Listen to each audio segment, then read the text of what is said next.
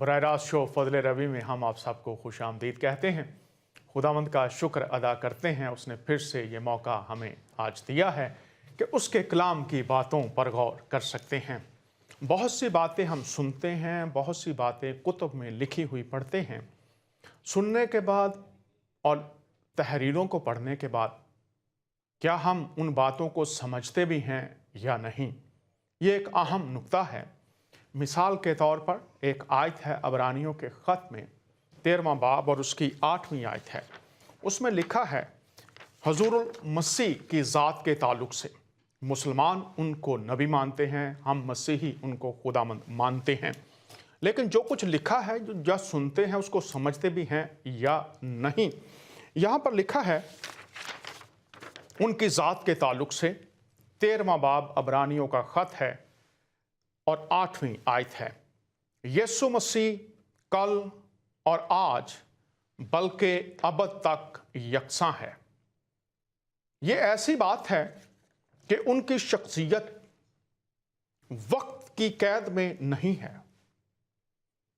माजी, हाल और मुस्तकबिल में उनकी कुव्वत और इख्तियार यकसां है।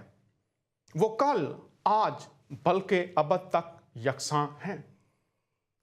जब ये बात हम तक पहुंचाई गई है, तहरीर में लाई गई है, तो अगर हम उनको नबी मानते हैं या खुदावंद मानते हैं, क्या हम इस बात को समझते हैं कि जैसी कुदरत उस वक्त जब वो इस जमीन पर थे, वो इख्तियार जो पानियों की लहरों को थमा देता, तूफानों, आंधियों को रोक देता, मुर्दों को जिंदा करता, कोड़ियों को पाक साफ कर देता, और वो अपनी मोहब्बत जो भी शख्स उनके पास आता, शफकत और मोहब्बत से फैज पाकर जाता था, वो आज, कल बल्कि अबद तक यकसां है।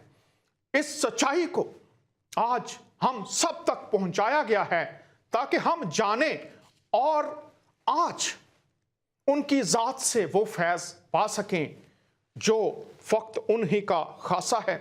लेकिन क्या हम समझते हैं या ज़रूरत है समझने की? लूका की अंजील के आखिरी अबवाब में जिक्र आता है जब मसीह मुर्दों में से जी उठे, तब भी कुछ शागिर्द थे, वो उन बातों को समझते नहीं थे। और यहाँ पर अगर आप आखिरी बाब में देखें, 24वें बाब में, और उसकी अगर 26, 27 और 28 आयत देखें, तो यहाँ पर हुजूरुल मसीह के दिल की ख्वाहिश, चूंकि वो आपके और मेरे दिल से वाकिफ हैं, वो जानते हैं कि कहाँ हमें बातों को समझने की जरूरत है, कहाँ अभी तक उबहाम है, बातें खुली नहीं हैं, और इसी बात का एहसास उनको था और वो उनके पास आए। और यहां पर लिखा है, और फिर मूसा से और सब नबियों से शुरू करके सब नविश्तों में जितनी बातें उनके हक में लिखी हुई हैं, वो उनको समझा दी। जितनी बातें उनके ताल्लुक से लिखी हुई हैं, उनको समझा दी। गो ये शागिर्द हैं, गो आज लोग नबी मानते हैं, खुदावंद मानते हैं, लेकिन क्या जो बातें नविश्तों में पेशनगोइयों की रोशनी में हम तक पहुंचाई गई हैं ज़ातुल मसीह के ताल्लुक से, क्या हम उनसे आशना हैं, वाकिफ हैं, समझते हैं, समझने के बाद कबूल करते हैं, और जो फैज़ बरकत उनके वसीला से पहुंचती हैं, क्या वो हम तक पहुंची हैं या हम अभी उनसे दूर ही हैं?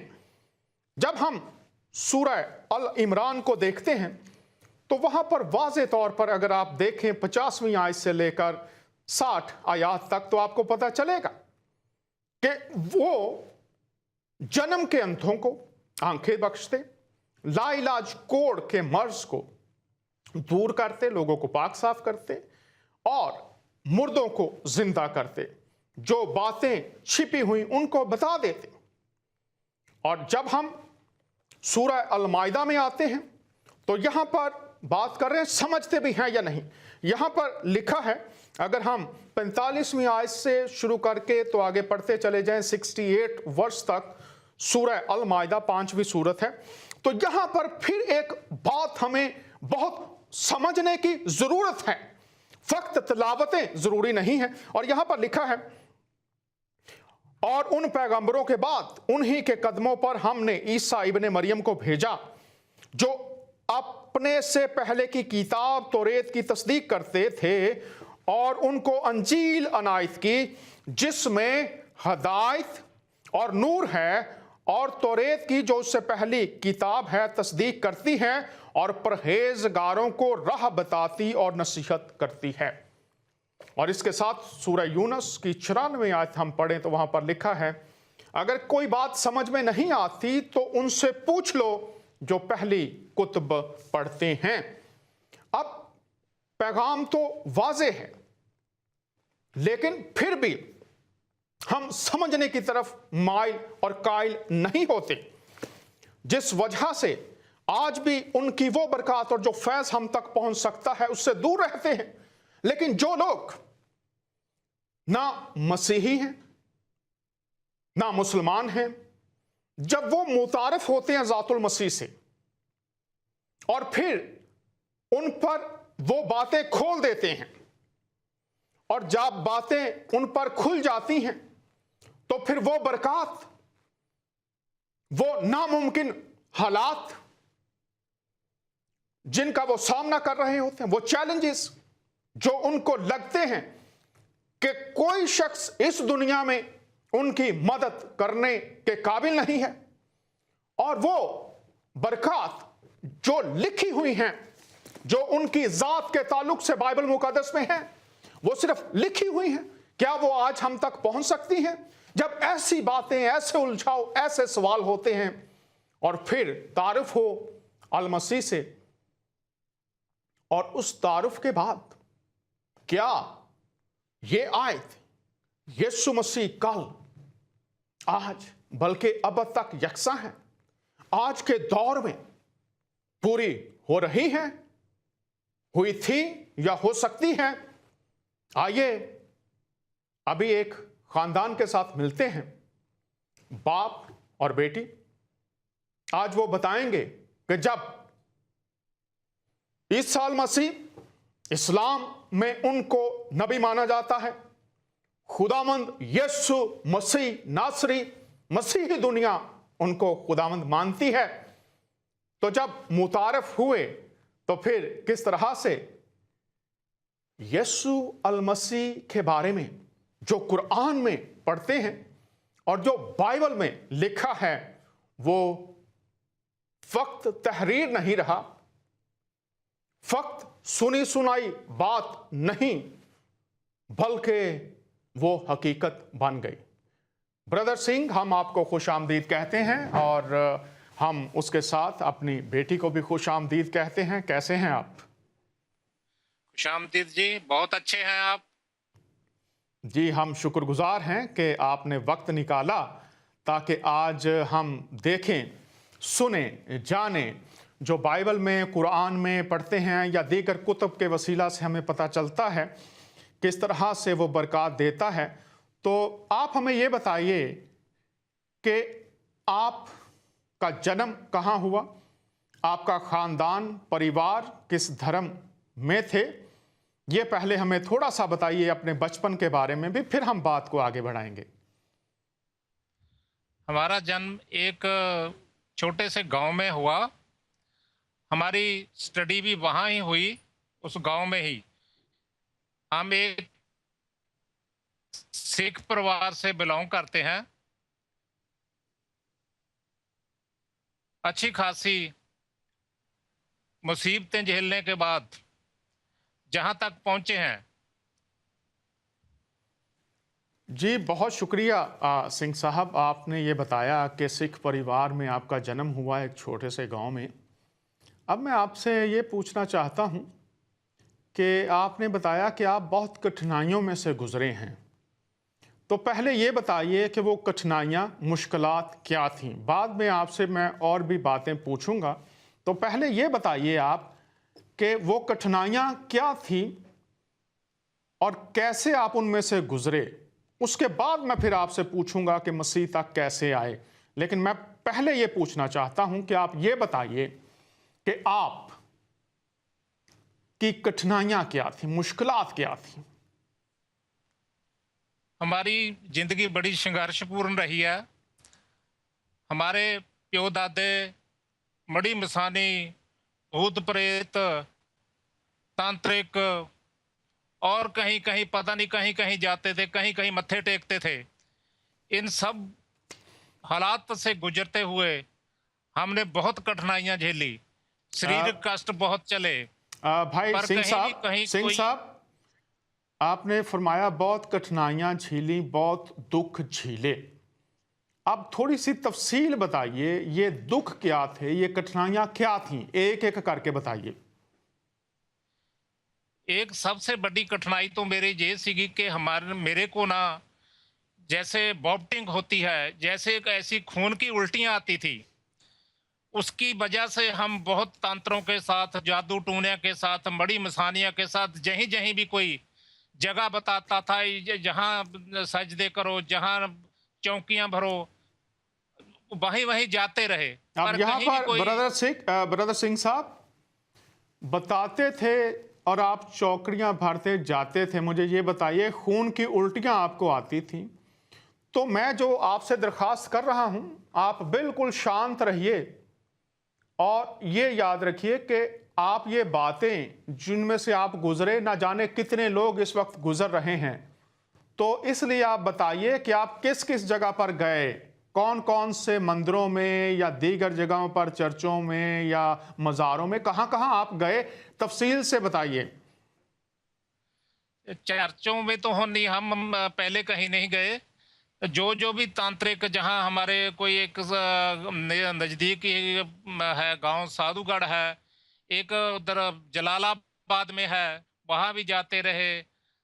और भी जिस जगह भी हमको कोई बताता था वो तांत्रिक है, वो स्यानप करता है, वो ठीक कर देगा, वो ठीक कर देगा। कहीं कहीं पता नहीं, इसको ना भी अभी तो याद नहीं है कितनी जगह हम ढूंढे, कहीं कहीं घूमे ते, पर कहीं भी रमान नहीं मिला, कहीं भी सुकून नहीं मिला, कहीं भी शांति नहीं मिली। अब ये मैं फिर आपसे दरख्वास्त करूंगा, आप भूल गए हैं बहुत से नाम, लेकिन अगर आप बताना चाहे, आप पीरों के पास गए थे, आप भक्तों के पास गए थे, पंडितों के पास गए थे, मज़ारों पर गए थे, ये थोड़ा सा बताइए हमें, ताकि पता चले। आपको कहीं से भी शिफा नहीं मिली तो थोड़ा सा मैं चाहूंगा अगर आप बताना, अगर कुछ याद हो आपको तो। देखो, नाम तो अभी मेरे नहीं इतने याद है वो, पर हमने जहीं भी कहीं जगह मिली, कहीं भी किसी ने हमें बताया भी वहां से शिफा मिलेगी, वहां से राम मिलेगा, हम्म। कोई सभी के पास हमने जाते रहे। हम सभी को भगा के फिर आप रामान से बैठते थे, जहां कहीं भी शिफा नहीं मिलती थी, कहीं भी राम नहीं मिलता था।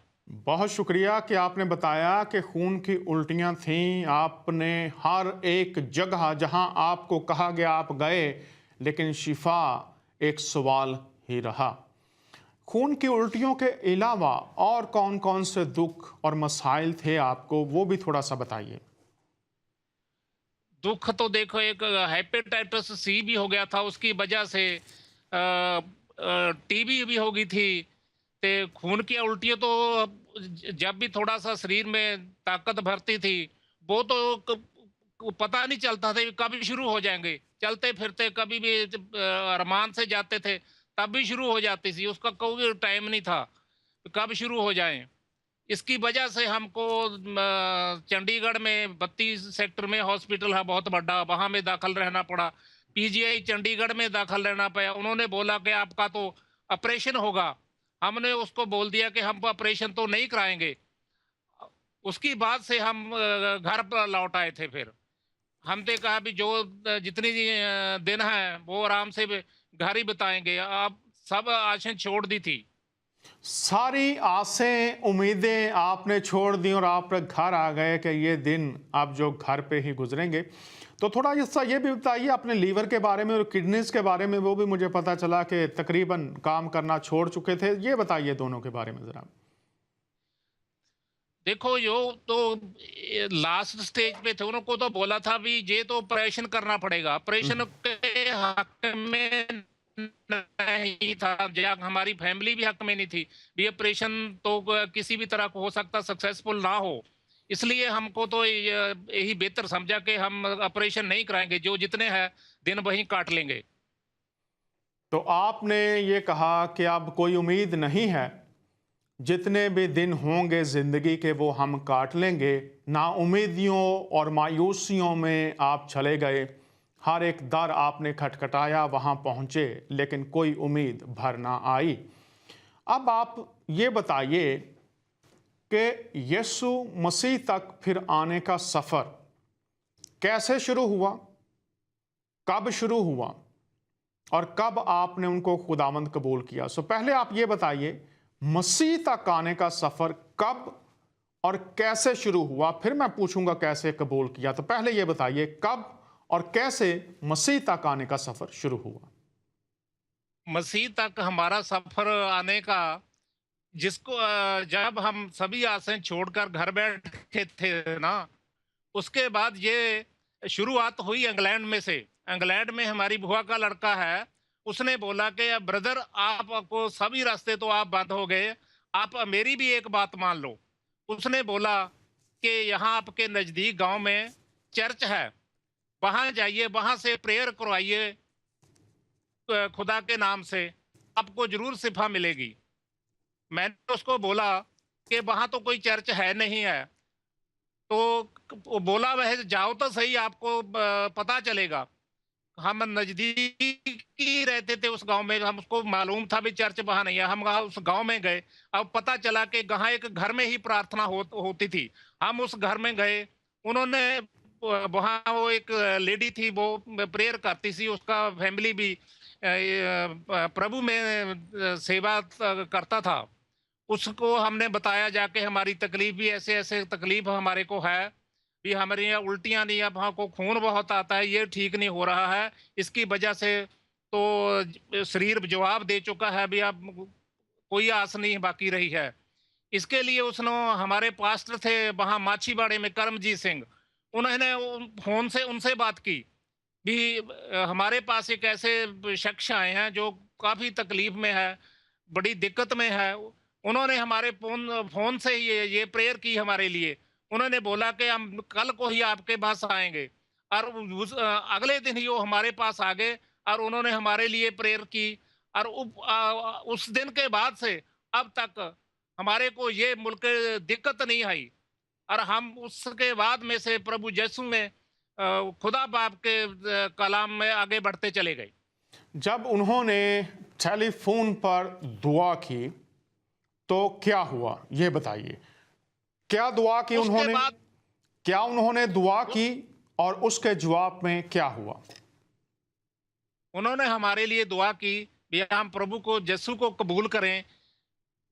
इसको जो हमारे साथ जो जो जो हम भी बताएंगे आपको, उसी तरह आपने करना, क्योंकि हमको तो इसके बारे में बिल्कुल पहले पता नहीं था क्या बोलना है, क्या पढ़ना है, क्या सुनना है, क्या आयत होती है कि कैसे है। हम हमको फिर इसके पहले दिन से ही जो उन्होंने प्रेयर हमारे लिए की, हम अपने आप को काफी महसूस किया वे हम जहाँ पे ठीक हो जाएंगे, हम फिर उसकी वजह से आगे आपके इंटरेस्ट बना के आगे बढ़ते चले गए। जी बहुत शुक्रिया। आप अब ये जो हेडसेट है ये अपनी बेटी को दीजिए, और मैं बेटी से भी बात करूंगा। आप हेडसेट इनको दे दीजिए। और नाजरीन, आप देख रहे हैं, सुन रहे हैं, ख़ास तौर पर इस वक्त मैं बात कर रहा हूं अपने मुसलमान बहन भाइयों से, मसीही बहन भाइयों से जो खुदावंद मानते हैं यीशु मसीह को और उनको नबी मानते हैं। उनकी ज़ात से आशनाई, उनके नाम की कुदरत से बरक़ात का, शिफा का, ज़िंदगी में शामिल हो जाना, ये आज भी मुमकिन है। और ये खुदावंद यीशु अल मसीह के दिल की ख्वाहिश है। मत्ती की अंजील के 9वें बाब में लिखा है, जब उसने लोगों को देखा तो उसे उन पर तरस आया और आपने फरमाया कि ये वो लोग हैं जैसे ऐसी भेड़ें जिनका कोई चरवाहा नहीं है। वो उनकी रूहानी डेस्टिनेशन, रूहानी मंजिल के बारे में फिक्रमंद थे। ज़मीन पर उनकी मुश्किलात, उनकी दर्दों, उनकी बीमारियों का जो सामना था, इब्लीस की जो कुव्वतें उनको तंग करती थी, वो आशना थे, वो जानते थे कि ये वो भेड़ें हैं जिनका कोई चरवाहा नहीं। और यूहन्ना की अंजील में वो फरमाते हैं कि अच्छा चरवाहा मैं हूं, मेरी भेड़ें मेरी आवाज सुनती हैं। और इसमें कोई इम्तियाज नहीं है कि आप शिया हैं, आप सुन्नी हैं, आप वहाबी हैं, आप अहमदी हैं, आप पेंटिकॉस्टल हैं, आप नॉन पेंटिकॉस्टल हैं, आप यहूदी हैं, आप बहाई हैं, आप बोहरा हैं, आप अस्माइली हैं, कोई भी क्यों नहीं है, हिंदू है, मुसलमान है, सिख है, यीशु मसीह कल आज बल्कि अब तक यकसा हैं। जब घर का सरबराह ऐसी हालत से गुजर रहा हो तो खानदान पर उसके असरात मुरतब होना गैर हकीकी बात नहीं है। बेटी से अब पूछते हैं खानदान की सूरत हाल के बारे में, ताकि देखें कि मसीह खानदानों को भी बरकत देता है। बेटा, आपसे पूछना चाहते हैं, आप के डैडी ने बताया कि आप पूरा ख़ानदान जो थे वो मुख्तलिफ जगहों पर जाते होंगे इनके साथ, तो आप मुझे ये बताइए और पूरी दुनिया को बताइए कि आप लोग कैसा महसूस करते थे उस वक्त? हम बहुत परेशानी में थे, जैसे घर पे हर समय परेशानी का माहौल रहना, पे जो घर का जो कहते हैं कि हमारे घर का जो हेड ही है, अगर वही बीमार है, तो घर में सब में हमारे में परेशानी थी। हमारे घर में परेशानी होने के कारण हमारे घर में हर समय तनाव-सा महसूस होना। हम हर समय डॉक्टरों के पास जाते थे, कभी कभी किसी डॉक्टर के पास जाना, कभी किसी को घर पे बुलाना, क्योंकि हमारे पास इतनी ऐसा भी कई कई बारी ऐसे भी दिन देखने को मिले हैं कि डॉक्टर को घर पे बुलाना पड़ता था। तो सारा माहौल हमारा ऐसा ही दुःख में, परेशानी में रहता था। हम पढ़ भी नहीं पाते थे, कई बारी तो ऐसा समय होता था कि पापा हॉस्पिटल में होते थे। और हम घर पे होते थे, ना भाई, मेरा बड़ा भाई है वो भी, और मैं भी और मम्मी भी हमेशा परेशानी में रहते थे। सब पापा के आस-पास रहते थे कि कहीं उनको अब कुछ ना होए, अब कुछ ना होए, हम उनको सँभालें और उनको समय पे दवा दें। ऐसे हम हर समय परेशानी में रहते थे। जी, बहुत शुक्रिया आपने ये बताया। तो ये बताइए, जब मुख्तलिफ दर जहाँ पर आपको लोगों ने कहा जाइए शिफा मिलेगी, तो शिफा नहीं मिलती थी, उस हाँ वक्त जी। मायूसी आपने बताया है, परेशानी बताया है, आप महसूस क्या करते थे खुदा के बारे में, जो अकीदा या मजहब है उसके बारे में? जो हम ना किसी के लोगों के कहने पे हम वहाँ पे जाते थे, वो बोलते थे कि इतनी दूर भी जाना है, तो हम वहीं पे वहाँ पे भी जाते थे। लेकिन ऐसा था कि हमें कुछ भी ऐसा महसूस नहीं होता था। हमारा सब पैसा इतना लगना, सब कुछ उन्होंने बोलना कि ऐसे करो, आप ठीक हो जाओगे, आप में हमारे पास इतने समय के लिए आओ, आपको शिफा मिलेगी। लेकिन कहीं शिफा नहीं मिली। शिफा हमें प्रभु यीशु में मिली। जी, आपको कहीं से भी शिफा ना मिली। आप ये बताइए, जब सब परेशान होते थे, आपका भाई, वालदा, तो इस परेशानी और मायूसी में आप क्या सोचते क्या थे, क्या चाहते थे कि इस परेशानी ने आपको कैसा कर दिया था, ये थोड़ा सा बताइए। परेशानी तो आपने बताया है थी, लेकिन उसने आपको क्या कर दिया? परेशानी के कारण हमें बस हम ऐसे लगते थे कि हम बोझ में हैं बहुत ज़्यादा, कि हम जैसे बोलते कि हम चिंता में ही थे। हमें कुछ भी करने का मन नहीं होता था। कई बार तो कुछ खाने का भी हमारा मन नहीं होता था। हमें ये होता था कि बस हमारे घर वाले बच जाएँ, मेरे पापा बच जाएँ। मेरी मम्मी जो हर समय पापा को सँभालती थी, मुझे पढ़ने भी जाना होता था, तो मम्मी हमेशा पापा को सँभालती थी। तो हमें वहाँ पे भी चिंता रहनी कि हमारे घर पे कैसा माहौल होएगा, क्योंकि मम्मी का सारा बोझ पापा को सँभालने में रहना, और किसी रिश्तेदार का आना, उनका हाल-चाल पूछना, तो उनका भी देखना कि हाँ, ये बहुत कठिनाई में है, अब बहुत कैसे शुक्रिया इनका जीवन बेटा, बीते। बहुत शुक्रिया, आप ये बात कर रहे हो। मैं आपसे जो पूछना चाह रहा हूं, अगर आप, फिर मैं दोहराता हूं अपनी बात को। आप परेशान तो थे, परेशानियों हाँ में जी। आपके हौसले टूट चुके थे, आप समझते थे हाँ, कि हाँ, सब कुछ जी, जी, खत्म जी। हो चुका है। ये जो मैं बात कर रहा हूं बेटा, सुनो पहले। आपके हौसले खत्म हो चुके थे, आप समझते थे सब कुछ खत्म हो गया। कोई ऐसी बात थी आप महसूस करते थे या कुछ और महसूस करते थे? ऐसे ही महसूस करते थे कि अब हमारे पास कोई रास्ता नहीं है, हम ऐसा ठीक। महसूस करते थे। अभी एक कॉलर हमारे साथ हैं, करते हैं। जी सुहेल साहब, बराए रास्त शो फजल रबी में हम आपको खुश आमदीद कहते हैं। आज हम शिफा जी की बोलिए। गवाही सुन रहे हैं। आप ऑन एयर हैं, जी बात जी जी। कीजिए। मैं भी इस वक्त लाइव देख रहा हूँ और मैं सुन रहा हूँ। तो मैं इस वक्त अपनी वालदा के लिए दुआ करवाना चाह रहा हूँ आपसे। मेरी वालदा मेरे पास बैठी हैं, उनके घुटनों में काफी, उनको जरा 15-16 साल से उनको दर्द चल रही है हर किस्म की। मैं अभी आपकी अपनी वालदा से बात करवाता हूँ, आप उनसे करें बात। जी प्लीज। हेलो। जी माँ जी, आपको खुश आमदीद कहते हैं। कैसे हैं आप? मैं ठीक हूँ, आप सुनाओ, ठीक हो? जी खुदामंद का बहुत शुक्र है। आपके घुटनों में दर्द है बता रहे थे ये हाँ नौजवान जी, हमें। बहुत ज्यादा। हाँ जी, 15-16 साल हो चले ने, बहुत दवाई खाई, बहुत दवावां कराइया ने, नहीं शिफा मिलती थी। अच्छा, तो अब मैं अगर आपसे कुछ दरख्वास्त करूं, ये नहीं कि हाँ मैं जी, कोई आप पर इल्ज़ाम लगाऊंगा या कोई ऐसी बात करूंगा, सिर्फ आपको बताना चाहता हूं जो घुटनों का दर्द है हाँ उसके जी, लिए। एक बात हाँ मैं जी, आपसे दरख्वास्त करूंगा कि अगर किसी ने आपके खिलाफ बुरी बातें की जी, हैं, ऐसा नुकसान या दुख आपको पहुंचाया है, तो हाँ जी, अगर आप उसको मुआफ़ कर सकें तो आपकी बड़ी मेहरबानी हाँ, होगी। दूसरी बात, हाँ जी, अगर मैं करती आपने हूँ। खुद, मेरी बात, बड़ी मेहरबानी आपसे दरख्वास्त है, मिन्नत है, सुन लीजिएगा फिर आप बात कीजिएगा, मैं आपको वक्त दूंगा। अच्छा, अगर किसी ने आपको इस खिलाफ बातें की हैं, मुखालफत की है, दुख पहुंचाया है, नुकसान पहुंचाया है और मुसलसल पहुंचा भी रहा है, आप उसको मुआफ़ जी, कीजिए। आज से उसके लिए आप कहिए कि मैं उसको मसीह के नाम से बरकत देती हूँ। अगर आपसे मैं, कुछ हुआ है किसी के खिलाफ कभी भी, जी, ये आपकी और खुदा की बातें हैं, ऐसा नहीं कि जो मैं कह रहा हूँ ऐसा हुआ भी हो, लेकिन सिर्फ एक तजर्बे की बिना पर बात कर रहा हूँ। हाँ तो जी, आप खुद को भी मुआफ़ फरमाइए, माफ़ी मांगिए और फिर दूसरों को भी मुआफ़ी दीजिए। एक तो ये बात है। और अभी मैं आपके लिए दुआ भी करूँगा और हम सब मिलकर दुआ करेंगे। खुदावंद रहीम है, वो रहम जी, जी, फरमाएगा। तो एक तो आप ये कीजिएगा और मैं चाहूँगा कि मैं दुआ करने जा रहा हूँ आपके लिए, फिर आप हमें कॉल करके बताइएगा भी कि आपकी तबीयत कैसी है। अब मेरी दरख्वास्त होगी कि आप अपने घुटनों पर अपना जो दाहिना हाथ है वो रख लीजिए। हम आपके लिए दुआ करते हैं, चूँकि कलाम में ये वादा है कि जब हम मसीह के नाम से दुआ करते हैं खुदावंद शिफा अता फरमाते हैं।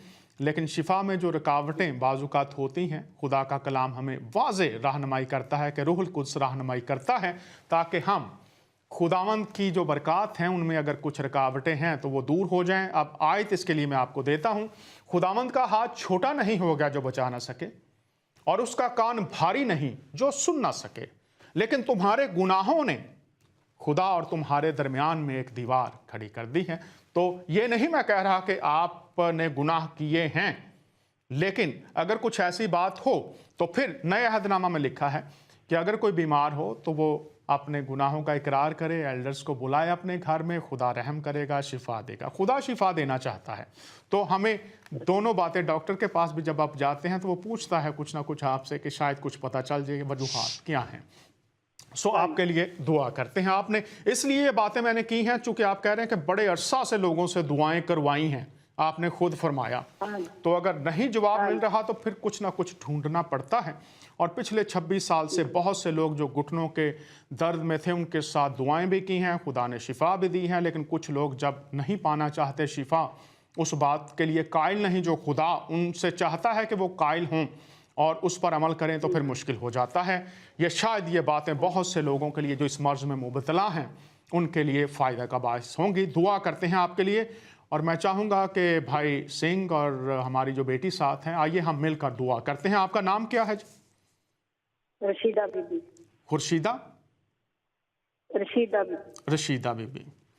आइए दुआ मांगते हैं और पूरी दुनिया में जो बलीवर्स देख रहे हैं मेरे साथ आइए हम शामिल हों और रशीदा बीबी के लिए दुआ करते हैं।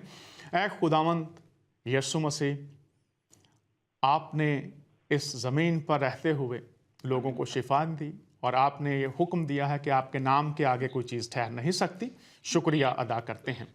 इस वक्त हम रशीदा बीबी को आपके फजल के तख्त के सामने लाते हैं और आपका रहम और शिफा मांगते हैं और यस्सु के नाम से हुक्म देते हैं कि ये घुटनों की दर्द, इसके पीछे जो भी रूहानी या जिस्मानी वजह है, सबब है, उसको यस्सु मसीह के नाम से हम इसी लम्हे कैंसिल करते हैं और यस्सु के नाम से इस बीमारी को हुक्म देते हैं कि वो इस बदन से चली जाए और मसीह यस्सु के नाम से मुकम्मल शिफा इनको मिल जाए। आपका रहम तरस इन पर जारी रहे, खुदामंद यस्सु मसीह के नाम से, आमीन। आमीन आमीन। तो आप हमें कॉल करके ज़रूर बताइएगा कि खुदामंद की शिफा की गवाही लोगों तक भी पहुंचे। बहुत शुक्रिया। कोई और बात आप करना चाहें? और बात, हाँ, मेरी बच्ची का ना लाद नहीं हो रही, छोटी मेरी बेटी है। जी बिल्कुल, हम आप किसी वक्त कॉल कीजिएगा दोबारा। तो अभी मेरी दुआ है मसीह के नाम से आपकी बच्ची के लिए कि खुदावंद उसको औलाद की नेमत मसीह के नाम से अता फरमाएं। आमीन। तो हमें कॉल करते रहिए, बताइएगा। खुदावंद दुआओं का जवाब देता है और बहुत सी गवाहियाँ मेरी ज़िंदगी में है। जब दुआ की तो खुदावंद ने रहम किया, ये उसका शुक्रिया अदा करता हूँ और आपकी गवाही भी खुदावंद यीशु के जलाल के लिए होगी। बहुत शुक्रिया आपने हमें टेलीफोन किया। और दीगर जो लोग इस वक्त पूरी दुनिया में देख रहे हैं, आप कॉल करना चाहें ज़रूर कॉल कीजिए। हम बात कर रहे थे बेटी के साथ, तो जारी रखते हैं। आप ये बताइए हमें कि जब आपके वालिद के लिए एक मसीही पास्टर ने दुआ की और उनको अच्छा लगा, बेहतर महसूस किया, तो आपको कैसा लगा? जब मेरे पापा को चिंगाई मिली, जैसे कि उन्होंने बताया कि उन्होंने पास्टर जी से बात की तो फ़ोन पे, तो उन्हें अपने जीवन में थोड़ा-सा बदलाव महसूस हुआ। उनके बदलाव महसूस होने से तो हमें भी लगा कि हाँ, अब हमारे घर में शिफ़ा आएगी, अब हमारे घर में चिंगाई आएगी, क्योंकि हमने यीशु को ग्रहण कर लिया। और जो पास्टर जी ने हमें सिखाया कि जैसे आपको ऐसे वचन पढ़ना है, ऐसे प्रार्थना करना है, आपके पाप यीशु में माफ़ हो गए हैं, तो ऐसे हमने अपने घर में भी थोड़ा-सा बदलाव महसूस किया। आपसे मैं पूछना चाहता हूँ, फिर आपके डैडी से बात करूँगा। आपने प्रभु यीशु को कैसे ग्रहण किया, कबूल किया? उर्दू में कबूल करना कहते हैं, आप हिंदी और जो दीगर ज़ुबानें हैं वहाँ पर जब आप बोलते हैं तो मुख्तलिफ़ अल्फाज हैं, तो आप कहते हैं ग्रहण किया, कबूल किया। आपने कैसे किया, ये मैं आपसे पूछना चाहता हूँ। कबूल किया, जैसे मेरे पापा के बुआ जी के बेटे हैं, वो इंग्लैंड में रहते हैं, तो उन्होंने हमें बताया कि ऐसे करके कि गाँव में, पंजाब में एक गाँव में प्रार्थना होती है घर में। वो बोले कि वो यीशु में हैं, उनका सारा परिवार यीशु में है।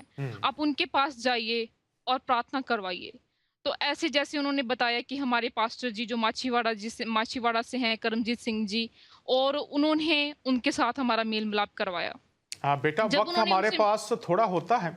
आपने ये बता दिया, लेकिन अब मैं आपसे सिर्फ ये पूछना, आपने उनको कैसे कबूल किया? दुआ की कि मेरी ज़िंदगी में आइए, क्या किया आपने, ये बताइए, ताकि आपके डैडी से भी मैं पूछना चाहता हूँ। शुक्रिया आपने ये बात बताई तफसीलन, लेकिन आपने कैसे ग्रहण किया? क्या किसी ने दुआ करवाई आपसे, या आपने खुद कहा कि खुदावंद यीशु मेरी ज़िंदगी में आइए? आज क्या कहा आपने यीशु से?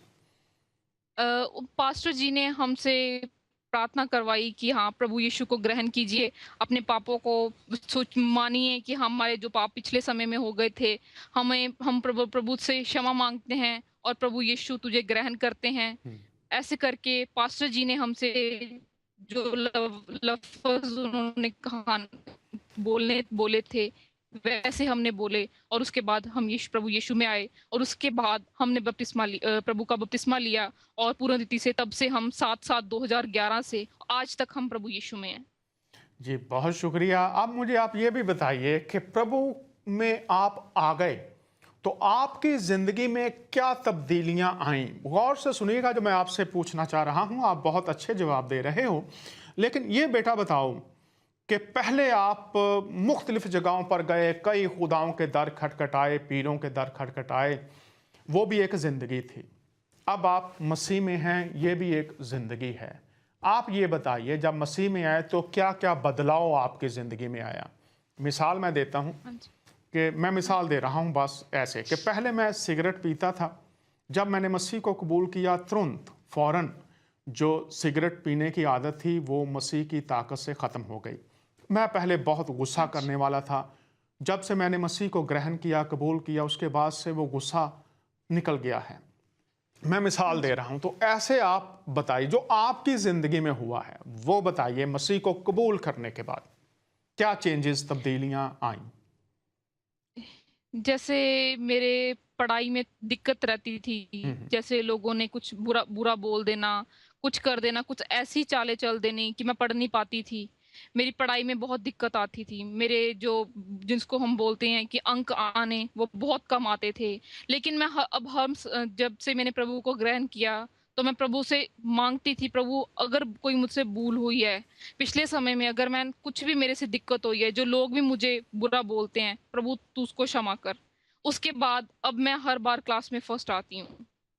कोई भी दिक्कत नहीं आती है, सब प्रभु की प्रार्थना करके जाती हूँ, सब परीक्षा में भी प्रभु की प्रार्थना करके जाती हूँ। तो हर विषय में, हर अंक, हर जो भी हमारे प्रोग्राम होते हैं, कुछ भी होता है, तो प्रभु ने मुझे इतनी बल और शक्ति दी है कि मुझे आप कहीं पे भी खड़ा हो, कहीं पे भी लेके जाओ, प्रभु की बल और शक्ति से मैं सब कुछ कर सकती हूँ। प्रभु ने इस इतनी शिफा दी है। बहुत शुक्रिया। कोई और बात बताना चाहें? पहले मैं रात को बहुत डरती थी। जैसे अंधेरे में सो नहीं पाना, बंद कमरे में रह नहीं पाना। अगर रात को सोना तो ऐसे लगना कि मेरे ऊपर बहुत दबाव डल रहा है, जैसे कोई मेरा गला घोट रहा है। जब हमने प्रभु को ग्रहण किया, जब पास्टर जी ने हमसे लफ्ज़ कहा है जैसे आपने बोला, तो जब मैंने वो लफ्ज़ बोले तो मुझे ऐसे लगा कि मेरे शरीर में से कुछ जो बोझ था, जैसे मैंने आपको बोला कि मेरे दबाव महसूस होता था, वो दबाव कुछ पूर्ण टेक्निकल? रीति से जी, 2011 से अब तक चले जा चुका है। अब ना मुझे अंधेरे से डर लगता है, जारी रखिए। अब ना मुझे अंधेरे से डर लगता है। अब जो मैंने बोला कि बंद कमरे में रह नहीं पाती थी, अब ऐसी मुझे कोई दिक्कत नहीं है। मैं कहीं पे भी जाऊँ, दुनिया के किसी भी कोने में जाऊँ, मैं अंधेरे में रह सकती हूँ और मुझे जो डर की समस्या थी, वो भी जा चुकी है। नाजरीन, आप सुन रहे हैं, ये 2000 साल पहले जो मसीह करते थे आज भी कर रहे हैं। 2011, 2016 यीशु मसीह। दुनिया की किताबें पढ़ लीजिए, दुनिया के तमाम रहनुमाओं की हयात का मुतालिया कर लीजिए। लिखा है यीशु मसीह कल, आज, बल्कि अब तक यकसा हैं। और उन्होंने इस बात को जब वो इस जमीन पर थे उस वक्त भी पूरा किया। कुरान पढ़ लीजिए, अनाजील पढ़ लीजिए, और आज आपके सामने ये हयात है। सुन लीजिए, पढ़ लीजिए, यीशु की कुदरत क्या कर रही है। आपके लिए भी उसकी कुदरत हाजिर है। तो बेटा, और क्या तब्दीलियां आपकी जिंदगी में आई, ये भी हमें बताइए। जैसे कि हम कहीं बाहर जाते थे, घर के बाहर जाना, तो कई बारी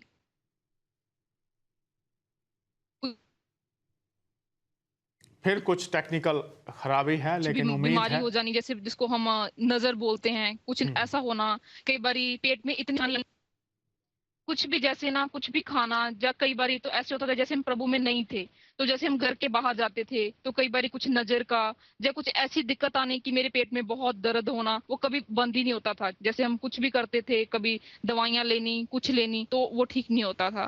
कई बारी कोई और भी समस्या आनी, तो हम मतलब ऐसे होता था कि हाँ ये अब ठीक नहीं होगी, हम अभी डॉक्टर के पास जाना चाहिए। तो लेकिन हम कोशिश करते थे कि चलो आराम आए, आराम आए, तो लेकिन नहीं आराम आता था। क्योंकि लोगों की वजह से हम थोड़ा बहुत परेशान रहे हैं। जैसे मैं स्कूल में जाती थी, कहीं बाहर भी जाती थी, तो लोगों की नज़र या कुछ भी रुकावट बहुत आती थी। लेकिन अब जब से प्रभु में है तो सब कुछ अच्छा है, कभी दवाई की लेने की ज़रूरत ही नहीं पड़ी। प्रभु की प्रार्थना करते हैं तो बस तुरंत ही प्रभु का उत्तर आता है, तो हम अच्छे हो जाते हैं।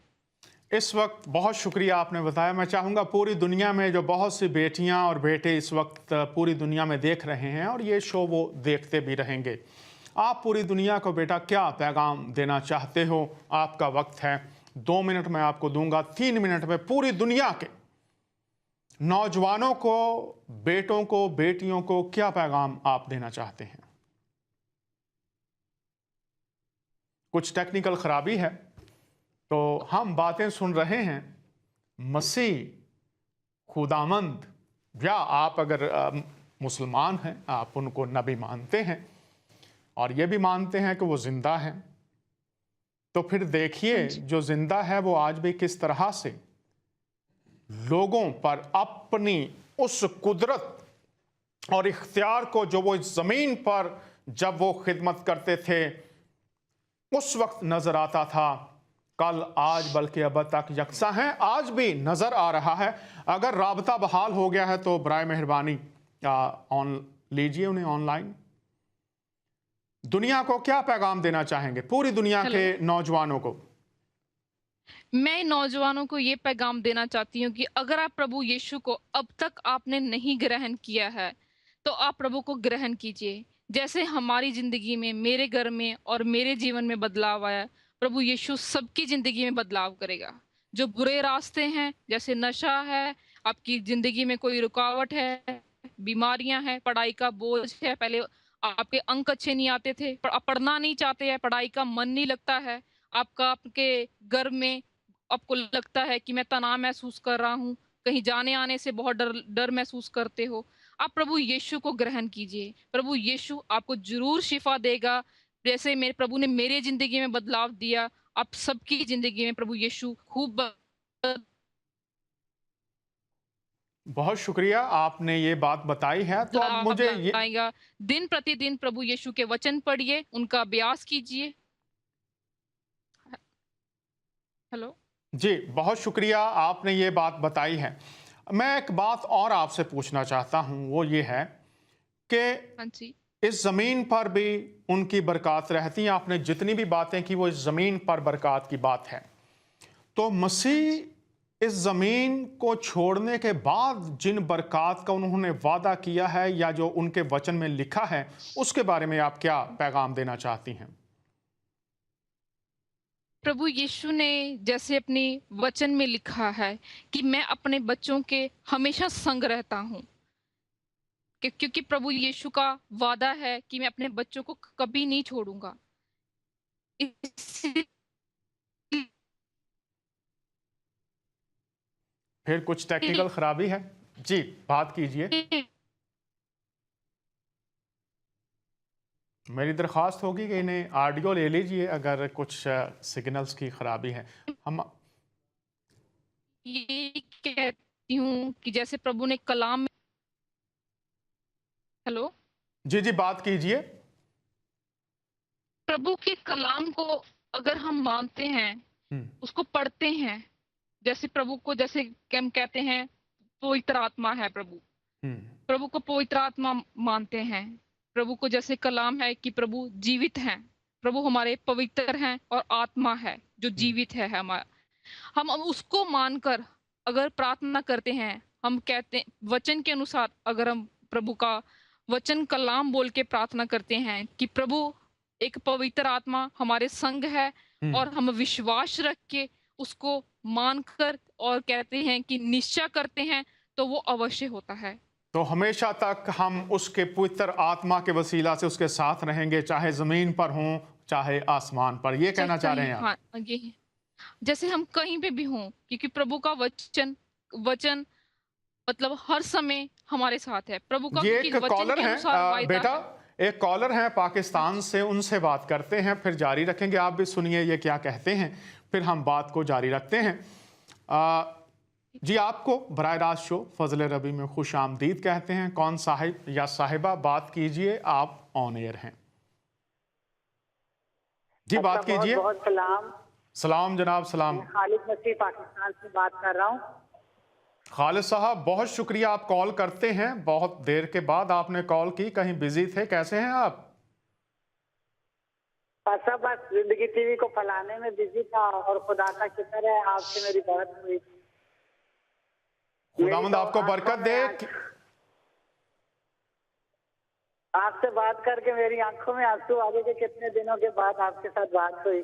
तो आप मुझे कॉल कर लिया करें और जिससे भी बात करें उससे कहें कि मुझे बात करना है, और अगर आपको कोई रोके मेरे साथ बात करने से तो मुझे बताइएगा, ठीक है? आपको आंसू बहाने की ज़रूरत नहीं है, आपकी मोहब्बत है। जब जिसका जी चाहे, पूरी दुनिया से बात कर रहा हूं, जिसका भी जी चाहे कॉल कीजिए। और मेरी ये कोशिश होती है हमेशा, बहुत मसरूफ़ भी होते हैं लेकिन कोशिश होती है कि मैं ज़रूर राबता कर लूँ। आपकी मोहब्बत है कि आप हमें कॉल करते हैं, मोहब्बत करते हैं, सबको खुदावंद बरकत दे। आज हमारे साथ देखिए ये हमारे फैमिली बैठी हुई है। खालिद भाई क्या कहना चाहेंगे? अच्छा, मैं तो इनको मुबारकबाद देना चाहती हूँ। यीशु मसीह के खानदान में ये शामिल हो जाए। कलाम में लिखा है कि मुबारक है वो जो जवानी में उसे याद करे। तो मेरी बहन ने जवानी में मसीह यीशु को कबूल किया है, तो मैं खुदा का शुक्र अदा करता हूँ। तो मैं मतलब एक और बात बताना चाहता हूँ, जब आपने बुजुर्गा की ये दुआ की, तो जब मैं आपके साथ मुत्तफिक हो गया तो मुझे कुव्वत सी फील हुई खुदा की, और एक मच्छर सा जैसे ठहर जाता है, मुझे बड़ी कुव्वत मिली। और उसके दौरान ही बिजली चली गई। फिर मैं दूसरे घर आया प्रोग्राम को सुनने के लिए, तो मुझे बड़ी खुदा की कुव्वत फील हुई। तो फिर मैंने कहा कि आपको कॉल करो, आपसे बात करके मुझे अच्छा लगा। ये मैं सारा जलाल खालिद साहब खुदावंद यीशु मसीह को देता हूँ, और ये आप नहीं, पूरी दुनिया से लोग मेरे साथ बात करते हैं और मैं हलीम हूँ। ये उसका करम है कि जो आप कह रहे हैं खुदावंद की हजूरी उनको छूती है, और ये आपके अल्फाज जो हैं ये पूरी दुनिया से मेरी बात होती है लोगों के साथ। तो और मैं उनको ये कहता हूँ, ना ये मेरी ज़ात में कोई खासा है इंसान होते हुए, ये मेरे और आप सबके खुदावंद यीशु मसीह का करम है। जिस शख्स को वो बुलाता और जिस पर वो अपना मसा रखता है उसको वो बाबरकत करता है। मूसा को उसने मसा किया और फिर वो 70 लोगों पर उसका मसा जब उसने दुआ की चला गया और वो नजर आता था, लोग महसूस करते थे, वो देखा जा सकता था। मेरी ये दुआ है जैसे खुदावंद आपको इस्तेमाल कर रहा है और ज़्यादा बहनों भाइयों को करता चला जाए, तो ये खुदावंद की हजूरी का आना किसी खादम या इंसान की काबलियत या उसका रूहानी बहुत बड़ा कुछ सूरमा होने वाली बात नहीं है। ये सिर्फ और सिर्फ यीशु मसीह की सलीबी मौत और उसके कर्म से है जो उसने हम पर किया है, कि वो फजल जो बयान से बाहर है, और इसका सारा जलाल हम खुदावंद यीशु मसीह को देते हैं। ये खालिद साहब थे हमारे साथ। जब भी आपका जी चाहे कॉल कीजिए। अब मैं चाहूँगा बेटा कि आप अपने डैडी को दीजिए हेडसेट और उनके साथ बात करते हैं। हमारे पास 10 मिनट हैं तकरीबन, तो इसमें हम उनसे पूछते हैं कुछ बातें जो मैं चाहता हूं कि पूरी दुनिया तक पहुंचें। तो सिंह साहब आप ये बताइए हमें कि मसीह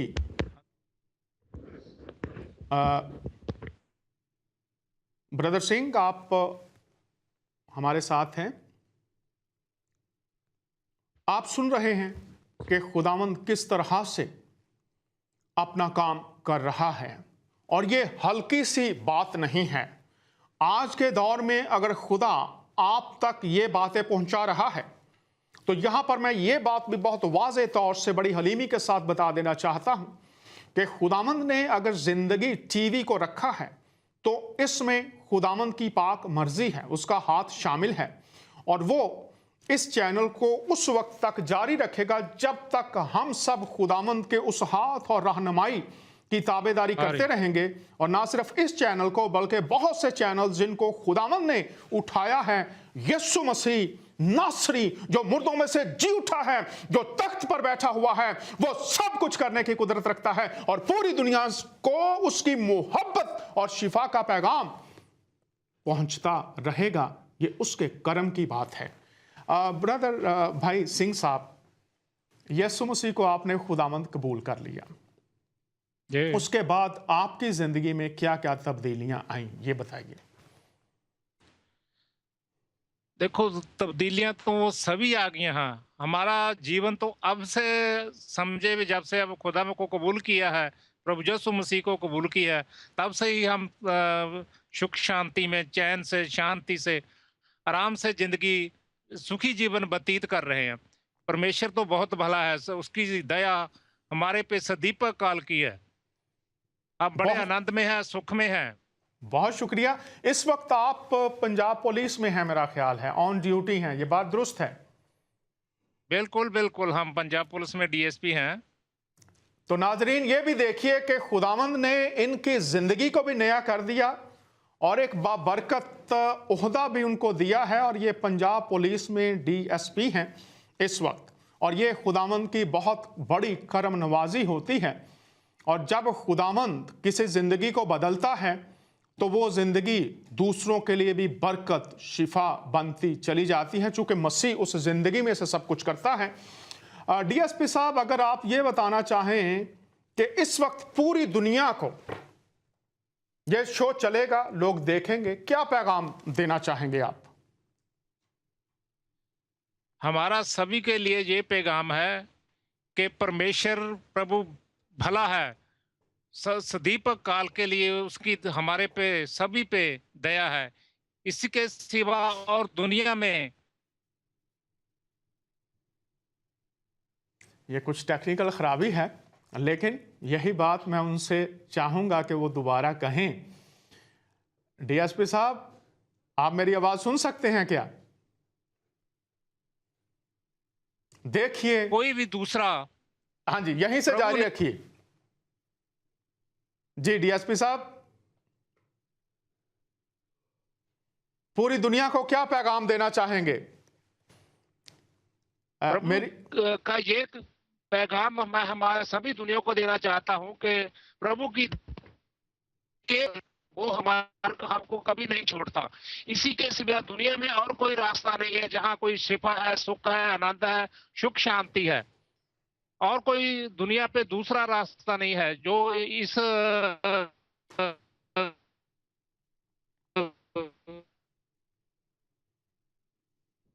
को, इसलिए सभी को प्रभु यीशु को ग्रहण करना चाहिए। उसकी दया हमारे पास दीपक काल की है, सदा आनंद, सुखमय, शांति ये इसी में है।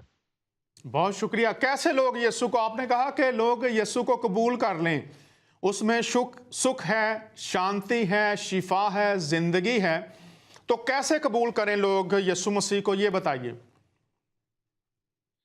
देखो, इसके किसी भी ग्रहण करने के लिए दिक्कतें तो आती हैं। लोगों के अलग अलग तरह के विचार हैं, अफवाहें हैं, पर जिसकी जिंदगी में जो वापरता है उसको पता चलता है कि इसमें कितनी भलाई है, ये कितना भला परमेश्वर है। दिक्कतों तो देखो कभी सभी सहनी पड़ती हैं। डीएसपी साहब, अगर आपकी तस्वीर जो है वो ख़राब होने लगे तो आप सिर्फ जो ऑडियो है, आवाज़ है, वो इस्तेमाल करना शुरू कर दें, कैमरा बंद करके, ठीक है? एक कॉलर हमारे साथ हैं, जब भी वो ऑन एयर हो जाएं मुझे बता दीजिए ताकि मैं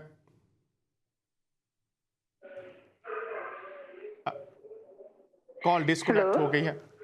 hello hello hello, good evening. जी, गुड इवनिंग। आप ऑन एयर हैं, बात कीजिए। खुश आमदीद कहते हैं आपको। हाँ जी, मैं मिसेस आलम बात कर रही हूँ लाहौर से। जी मिसेस आलम, लाहौर से खुश आमदीद कहते हैं। शुक्रिया आपने कॉल किया। बताइए क्या बात करना चाहते हैं आप? मैं आपसे अपने हस्बैंड के लिए प्रे करवाना चाहती हूँ। मेरे हस्बैंड को हेपेटाइटिस सी है, इस टाइम वो अपना ट्रीटमेंट ले रहे हैं। क्या नाम है उनका? मिस्टर आलम, मिस्टर अफाक आलम। अफाक आलम, ठीक है। अभी हम दुआ करते हैं आपके हस्बैंड के लिए। अगर वो आपके करीब हैं तो उन्हें कहिए कि वो अपने माथे पर दाहिना हाथ रख लें, हम दुआ करेंगे। बेटा, आप मेरे साथ हो? हाँ जी, मैं आपके साथ हूँ, लेकिन मेरे हस्बैंड अभी इस टाइम नहीं है, मेरे साथ नहीं है। कोई बात नहीं, हम उनके लिए दुआ करते हैं। कोई और बात आप कहना चाहते हो? जी सॉरी, कोई और बात आप करना चाहें? दुआ हम अभी आपके शौहर के लिए करेंगे। हाँ जी। हाँ, मैं अपने वीजा प्रोसेस के लिए भी प्रे करवाना चाहती हूँ, इमिग्रेशन के लिए।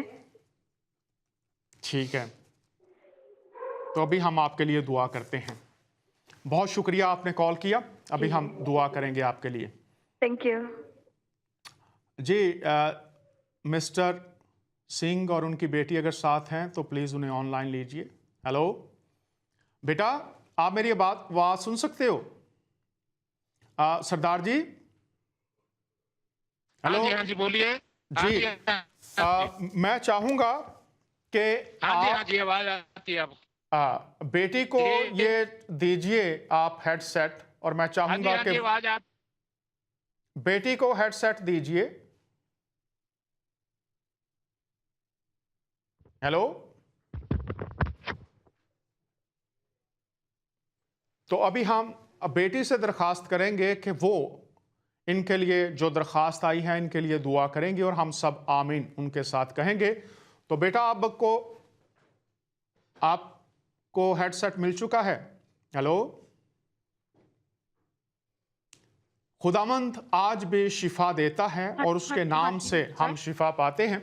बेटा, ये है दुआया दरखास्त आई है कि हेपेटाइटिस सी है भाई आलम को, तो आप दुआ कीजिए कि खुदावंद यीशु के नाम से वो तंदुरुस्त हो जाएं, और उसके साथ उनके वीज़ा के लिए खुदावंद उनकी मदद करे। तो आप दुआ कीजिए। 1 मिनट है आपके पास, 1 मिनट में दुआ करनी है आपने, ठीक है? आइए हम दुआ मांगे, सब लोग जो पूरी दुनिया में ईमानदार हैं, दरखास्त होगी आप हमारे साथ शरीक हो। बेटा दुआ कीजिए आप।